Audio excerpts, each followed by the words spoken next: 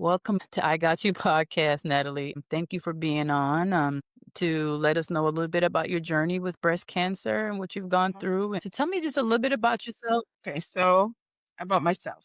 I'm Natalie. My full government is Charlene Natalie Shevans Foster, Jamaican by birth Mhm. and data analyst by trade. I have lived in Jamaica for most of my life. I'm 44 now, and I now live in the US.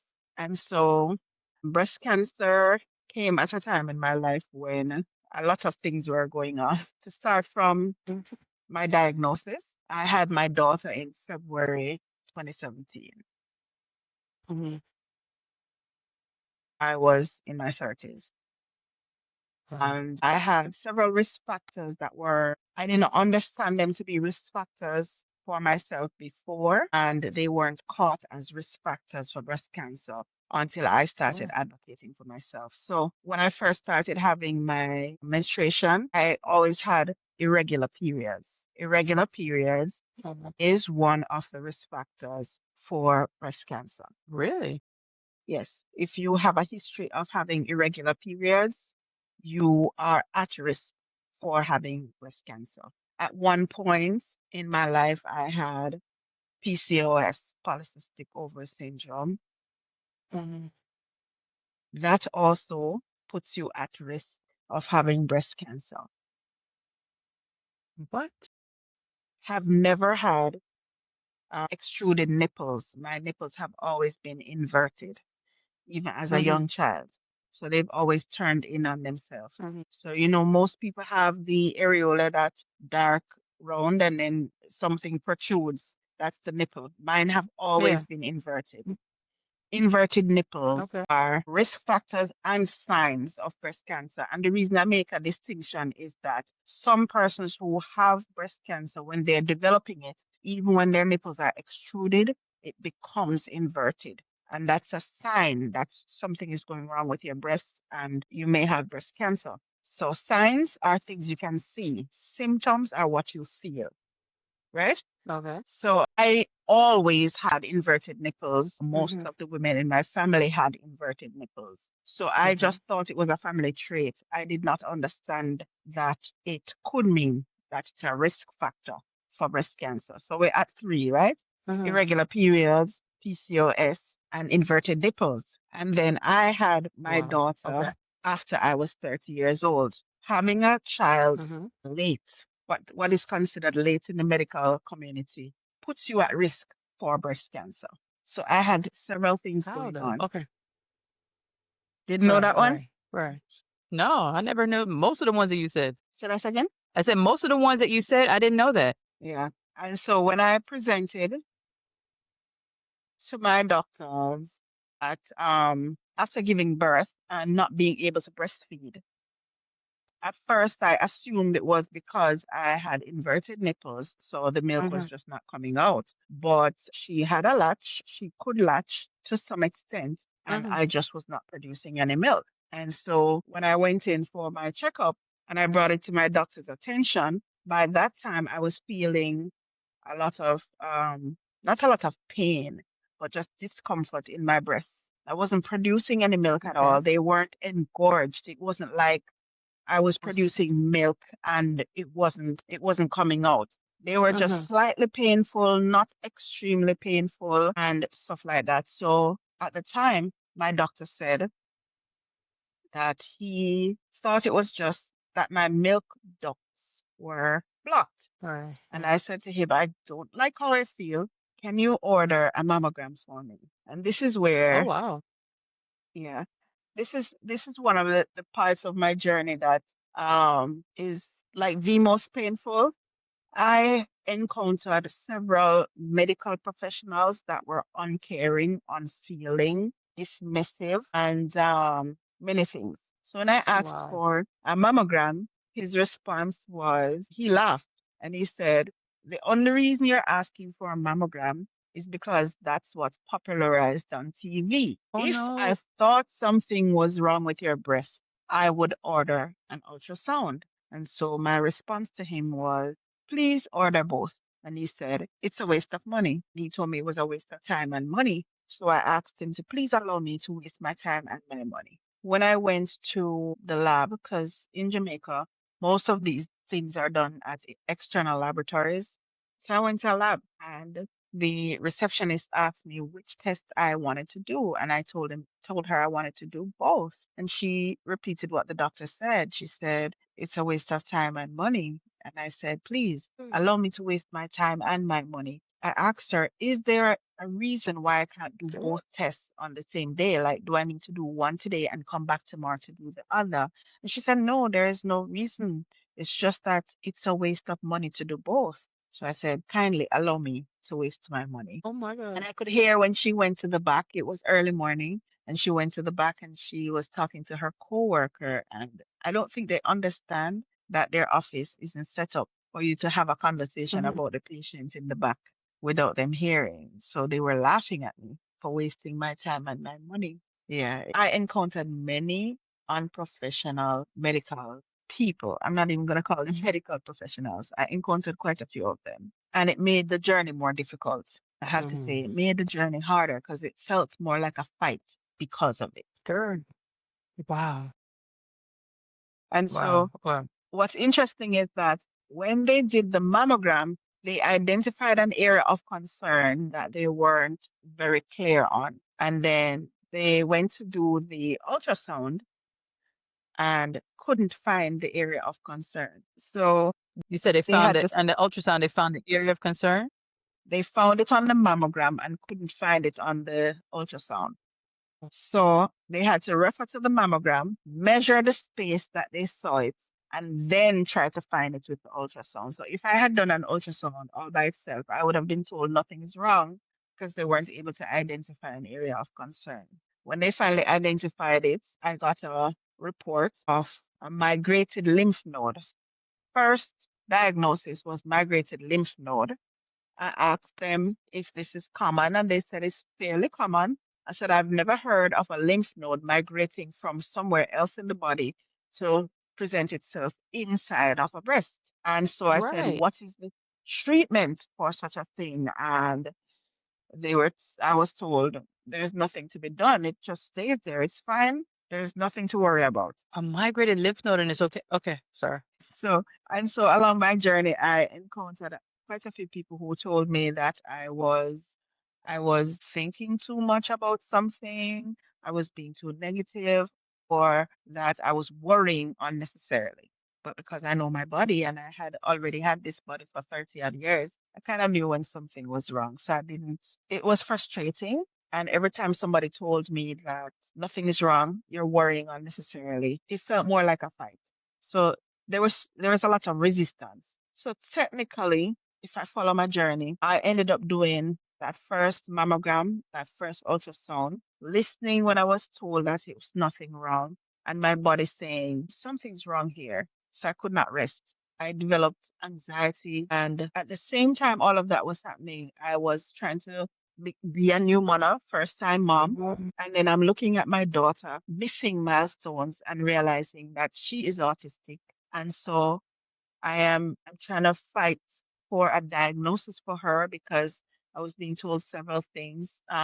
She can't be diagnosed as early as I wanted her to be diagnosed. I was just worrying unnecessarily. So when you're hearing that from a medical professional about your child, and then you're hearing it from another medical professional about yourself, you try to figure out and talk to God and say, is it that I'm worrying unnecessarily? Is this real or am I making something up? So you Yeah. go through that whole thing. And so from 2017, it took 4 years for me to get a diagnosis because it was Mhm. a fight. Wow. Wow. Wow. Wow. Wow. And and it really was me not accepting what was being told to me and trusting my body and trusting my instincts. Why I got a diagnosis because I ended up doing 3 mammograms, 3 ultrasounds, an MRI, chest X-ray, saliva test. I actually was one of my doctors. I kept switching doctors as well, and one of my doctors ordered what's called a true cut biopsy. The difference Mm. between a true cut biopsy and a regular biopsy is that a true cut, it's called an ultrasound guided true cut biopsy, right? So they take your ultrasound results. They will use an ultrasound machine to identify the area, and they will cut your breast and use a core needle, which is a needle with a big opening on it, to take out a piece of the area of concern and test that.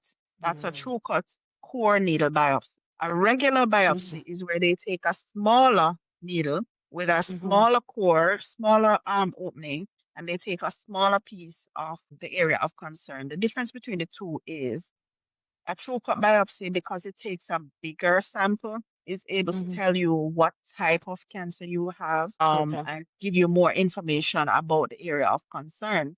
When you do a smaller sample, it can tell you that you have cancer, but it cannot tell you what kind of cancer you have.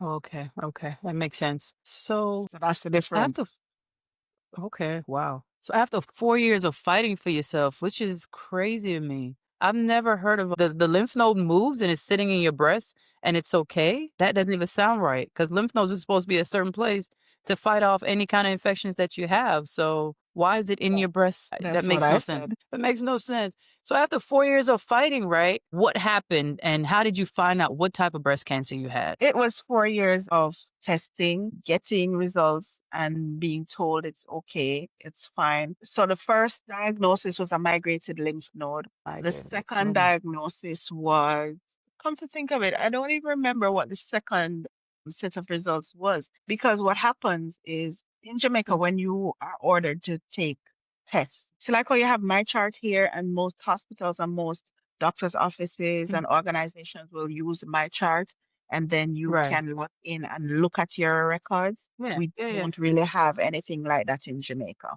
So Oh, there's no patient facing interface for the patient to look at any of their results. What uh, happens is the doctor's office will order you to take a test. You will get a physical document. You go to a lab, a private lab in most uh, instances. And when the results are ready, you either get a sealed envelope that you take to your doctor, or the lab sends the results directly to your doctor. So most okay. times a patient doesn't look at their own records. Okay. I'm not that kind That's of patient.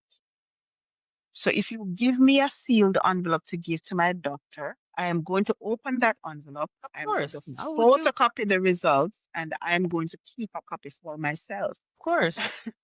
So by the time I got to a diagnosis, I had a file, thick file, Um, that I was yeah. moving from doctor to doctor with, because when a doctor would tell me that it's fine and I shouldn't worry, I would say thank you very much, and I would quit that doctor's practice and move to another one. Mm, wow. But that quitting and moving is not immediate. Right. It is waking up 3 o'clock every morning, vomiting because and I'm stressed and I can't do this anymore, and listening to my Yeah. body and hearing it break down, but trying to trust the people around me. So there were times when I would try to convince myself that what the medical Uh-huh. professionals are telling you and what your friends are telling you and what your family is telling you, that is correct and you are wrong. And there's a part of yourself that you Mm, must either accept or kill off in order to move forward. So it's either you're going to kill off that instinct that is telling you something is wrong, to accept what your friends and family is telling you and believe that that is who you are, or you are going to decide for yourself to fight. wow. And I Wow. had many of those. So by the time I doctor that said, okay, I'm going to order a biopsy for this area of concern that is sitting here, and okay, let's back up. Remember, I did not breastfeed. Right. And so months after, I'm in a routine now of giving my daughter all the things, Similar.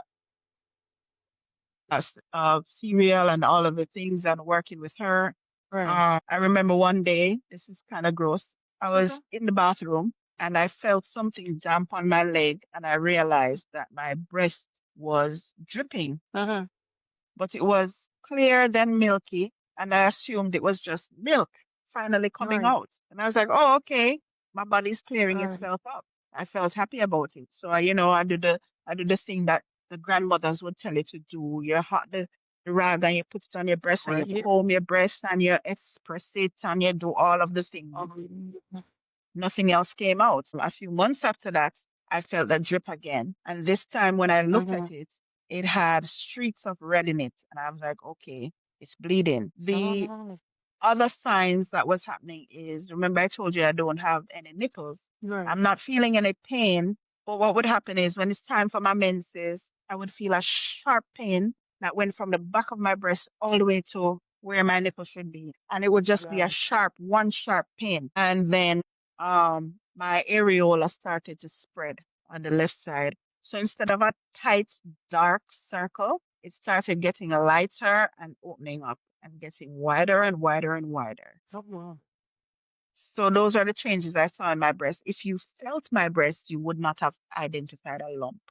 The color Mhm, was changing and the mhm, constitution, the way it's set up was changing. And those were changes I was noticing. Now, what I started to do is I started a chain of text messages to myself. mm. So every day when I noticed something, I would text myself on this date, I noticed this change. So by the Right, time I got right. back to my doctor, set a new appointment, that sort of thing, I would have all of this information for them because I'm Mhm, like, mhm.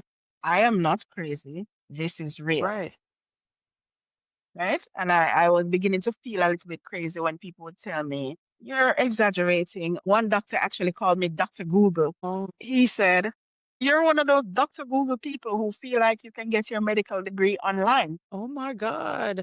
And he was like, listen, come off of Google. Stop trying to diagnose yourself. WebMD is not a real place. He was very insulting. Girl, you gonna have me tear up. That's so crazy. And So so, everybody around you is making you feel like you're going crazy, like something is wrong with you. You have anxiety. You're yeah, paranoid, and your body's telling you something else. Like, no, fight for me. exactly. And that's precisely what I had to do. So by the time I got to biopsy time, so the diagnosis at first was a blood. So the first diagnosis was a migrated lymph node. Uh huh.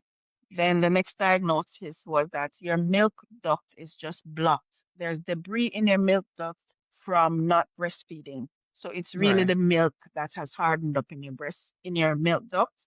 Don't worry Right. about it. It will clear on its own. And if it doesn't clear, then we'll give you some medication to clear it.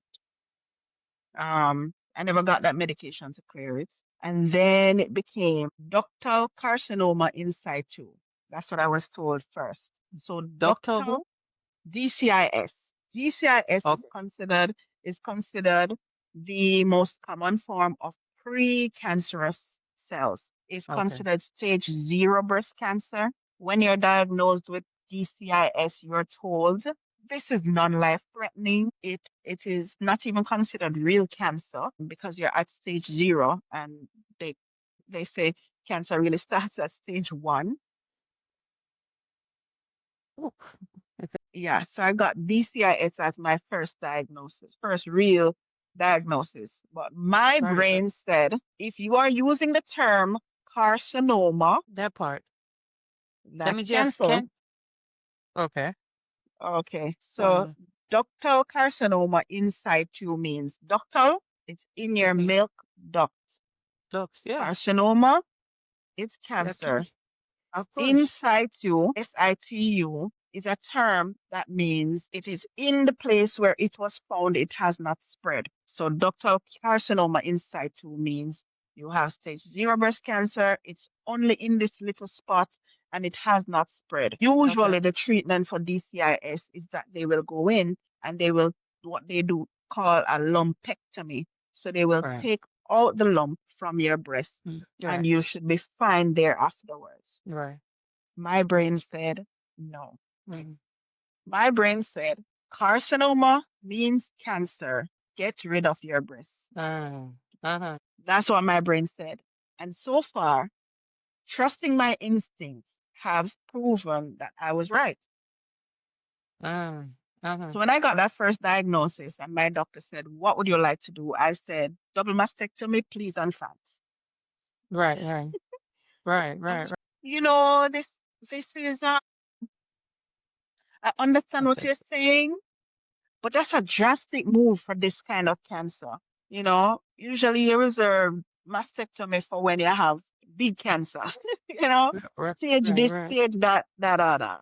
But I said to her, listen, life over breast. right, right. And I took that as my mantra throughout my entire journey. I'm focusing Uh-huh. on life over breast. My breasts are Right, not so important to me that I'd like to have nipples to the sky in my casket. right, right, I would like to be able to enjoy my life even without breasts.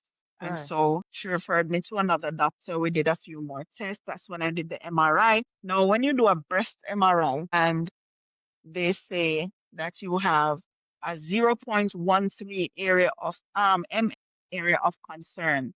That's Mhm. considered a little tiny speck, a little dot at the top Right, of your finger, right? I am recommended to do a biopsy. right. Right. So this is my third referral for a biopsy, but it's actually the first biopsy I got done. Why?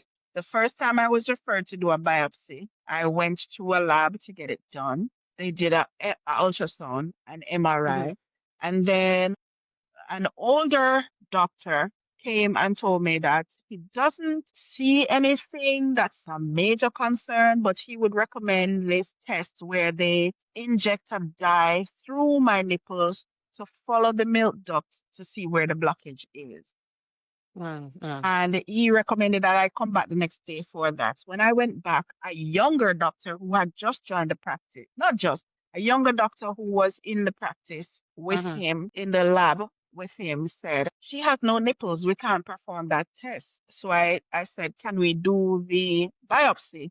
And he looked at the document and he said, this is a recommendation for a true cut biopsy. I'm not doing that. So I said, why not? And he said, I'm not going to cut up your breast for such a small area of concern. It's too small. And I said, so what should I do? And he said, go somewhere else. I'm sure somebody else will do it, but I'm not doing it. Oh my God, girl. Oh my God. My mouth was open when he was walking out of the room because I sat there going, what? Yeah. Okay. Wow. The Wow. rage that built up in me on that day, if I think about it hard enough, I will become enraged again. When I finally got another document to go do a biopsy, I remember sitting there. Interestingly, that day was something. Uh-huh. The day I was finally got the approval to do the biopsy. So this is 4 years after your start of trying to figure something out. 4. Yes, yes. So this is COVID times, and I went for my appointment at 11 a.m. The lab kept saying the doctor is delayed, the doctor is delayed, the doctor is Mhm. delayed. Do you want to wait? And I said yes. I went into my car, sat down, fell asleep, woke up Mhm. 4 o'clock in the afternoon. The doctor is still not there yet. 5 o'clock, the Sh doctor is still not there. 6 o'clock, and I decided I just was not gonna leave. All the You other said 6 o. patients left. So I was waiting from 11 a.m. almost 7 p.m. She had an emergency procedure with somebody else and so on. And every time she called to check, yes, the patient is still waiting. I was the only patient there. So it was me, her, and one assistant that ended up being there in the dark of night. She had to write a letter just in case I was stopped by the police to say that Girl, I had a medical procedure, but I refused to leave. So I you're waited. advocating for yourself. And when she was doing the exam, she was being guided by the ultrasound Mhm. and she held my breast and she's taking out a portion of whatever she found on the ultrasound, by the Mm, ultrasound. And mhm. then she said, she told her assistant, look at this report for me. And she called out some measurements and the person said, no, nothing is there. And she said, I'm in there and I'm feeling something. So what I'm going to do, label this one, so on and so forth. And this is an area of concern that she found when she went into my breast. Mhm. Mhm. It didn't show up on any tests before. It's just based on her experience that she said, I don't Mhm. like how right here feels. I'm going to take a sample and send it as well. They took the sample, Mhm. sent it for testing and everything, and I got a confirmation that it was, again, what they confirmed to be ductal carcinoma. So it's still DCIS to them. Okay. when I went to my doctor and he said, okay, we can schedule the lumpectomy because my female doctor referred me to a male doctor who was a specialist in the area. And I said, no, I would like to do a double mastectomy. And he gave me some referrals for plastic surgery and all of those things. But again, a lot was going on in the country and in my life at the same time. Mm-hmm. My marriage was in breakdown. I was separated from my ex-husband. We were in separation. We were in turmoil. I'm fighting for Mm-hmm. my child. I'm fighting for myself. So when I was going through all of that, my brother, who lives here in Florida, said, "Listen, come He said he here came? and let's do it." So when Okay. we Okay. came, I took all of my results and everything from Jamaica, sent them Mm-hmm. to the hospital here before I got there, set up my Mm-hmm. appointments, everything. When I walked into the initial appointment, the doctor said, okay, well, you do know that you have, an area of concern, and what would you like to do? I said, double mastectomy. He did not bat an eye. The man said, Wow. that's what you want to do? Okay, I'm going to refer you to an oncology surgeon and we'll work from there. Surgical Right. oncologist. Fine. I met with her. Mm-hmm. My brother was with me. This is my strong brother.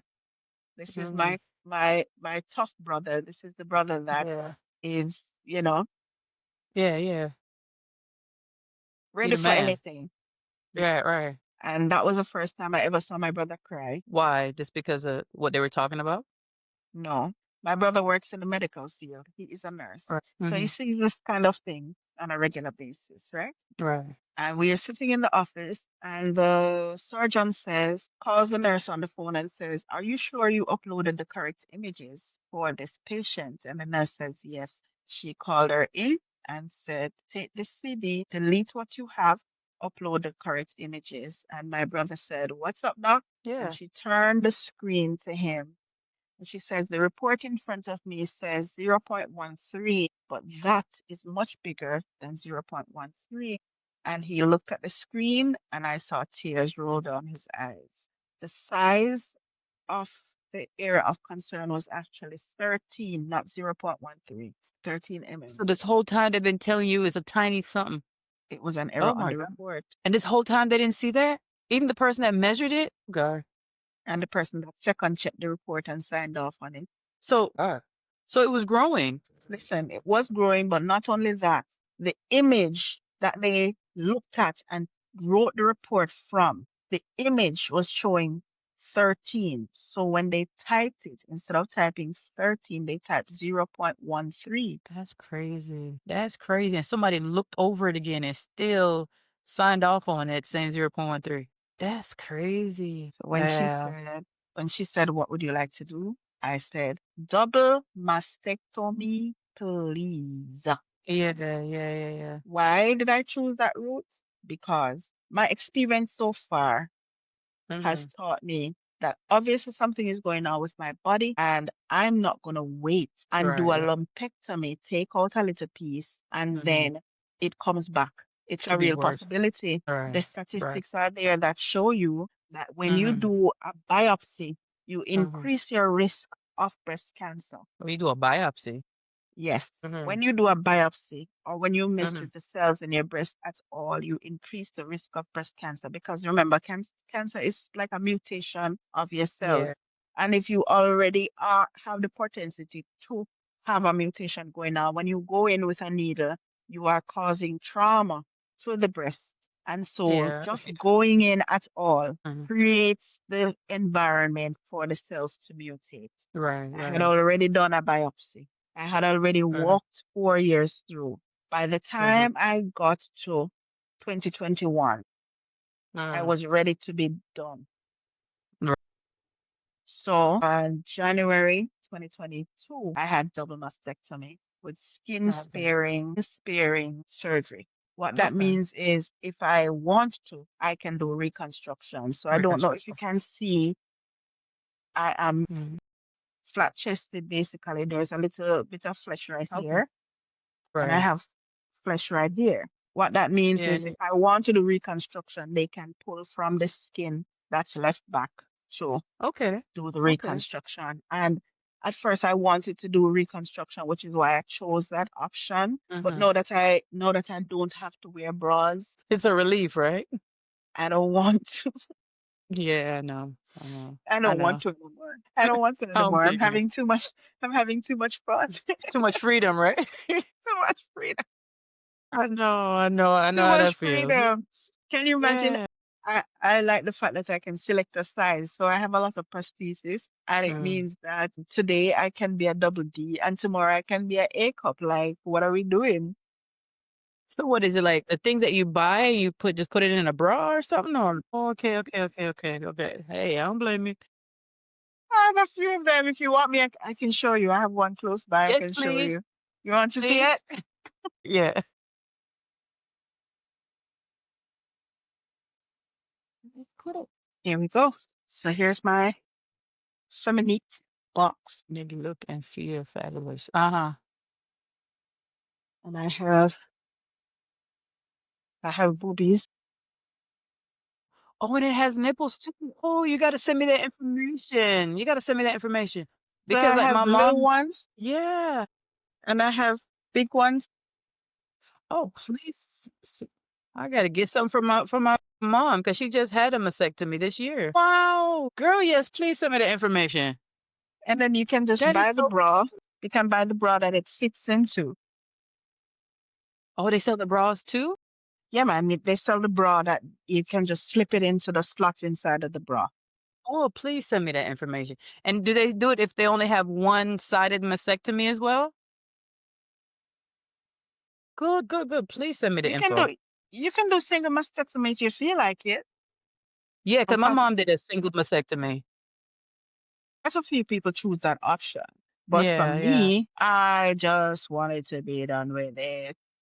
Right, right. No, I I didn't get want to you. go through anything else. I was So done. right, so with the doctor here, they didn't do any more testing. You said you wanted a mastectomy, they said, "Okay."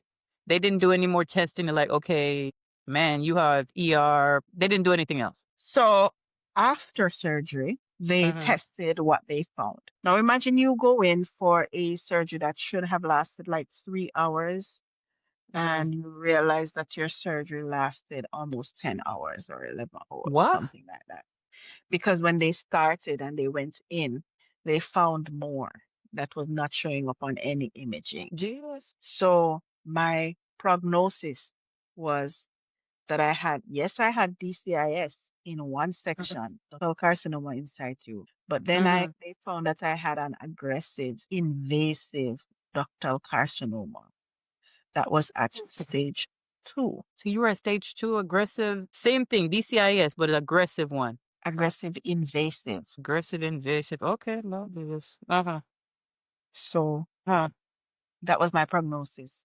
When they went in, they saw more. They were able to take out far more than what they had planned. So the surgery lasted longer than they had planned. And by the end of the surgery, they got everything. So I did not Wow. have